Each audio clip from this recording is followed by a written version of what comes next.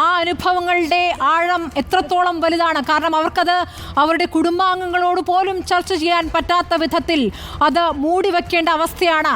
അതൊന്ന് പറഞ്ഞു പോയാൽ, ഒന്ന് പരാതിപ്പെട്ടാൽ ആ സിനിമയിൽ നിന്നല്ല, ഈ മേഖലയിൽ നിന്ന് തന്നെ പുറന്തള്ളപ്പെടും.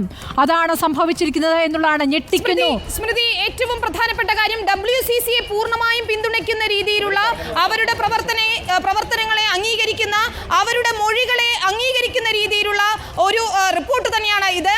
അതായത് according to the members of WCC that many men have openly stated to them that the members of WCC will not be allowed to work in cinema. അതായത് WCC അംഗങ്ങൾക്ക് കൃത്യമായി തൊഴിൽ നിഷേധിക്കപ്പെടുന്നു മലയാള സിനിമയിൽ എന്നതാണ്.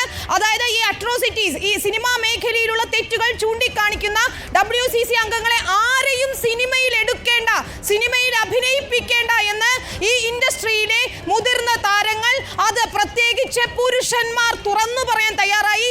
നിങ്ങൾക്ക് പ്രതികരിക്കുന്നവർക്ക് രഹസ്യ വിലക്കാണ്, അവസരം തരില്ല എന്ന് തന്നെ കൃത്യമായി അവരോട് പറഞ്ഞു.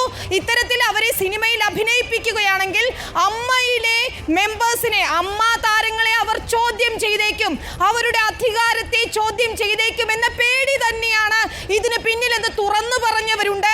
അത്തരത്തിലുള്ള ഒരു ഭീഷണി ഇവർക്കുണ്ടായിരുന്നു.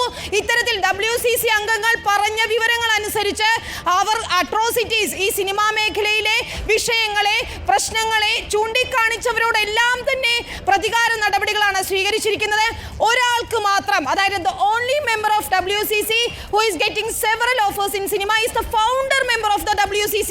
WCC രൂപീകരിച്ചതിൽ ഒരാൾക്ക് മാത്രമാണ് അവസരങ്ങൾ കിട്ടിയിരുന്നത്. അവരിൽ നിന്നും മൊഴിയെടുത്തു. അവർ പക്ഷേ പറഞ്ഞത് ഇത്തരത്തിലുള്ള ഒരു സെക്ഷൽ ഹരാസ്മെന്റും ഇവിടെ സംഭവിക്കുന്നില്ല എന്നതാണ്.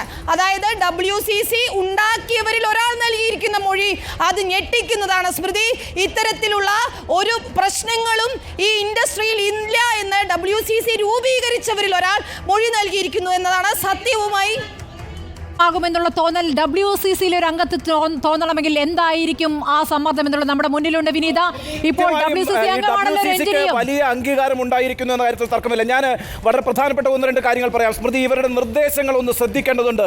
No producer shall engage any driver with criminal background or other disqualification for the transportation arrange for any woman in cinema. നോക്കൂ, വളരെ പ്രധാനപ്പെട്ട ഒരു നിർദ്ദേശമാണ്. ഒരു പ്രൊഡ്യൂസറും ഒരു ക്രിമിനൽ ബാക്ക്ഗ്രൗണ്ടുമുള്ള ഡ്രൈവറെ വെക്കരുത്. ഇതിന് വളരെ പ്രാധാന്യമുണ്ട്. കേരളത്തിലൊരു നടി ആക്രമിക്കപ്പെട്ടത് ക്രിമിനൽ ബാക്ക്ഗ്രൗണ്ടുള്ള ഒരു ഡ്രൈവറിൽ നിന്നാണ് എന്ന് നമ്മൾ മറക്കരുത്. അത് വളരെ വ്യക്തമായൊരു നിർദ്ദേശമായി വന്നിരിക്കുന്നു.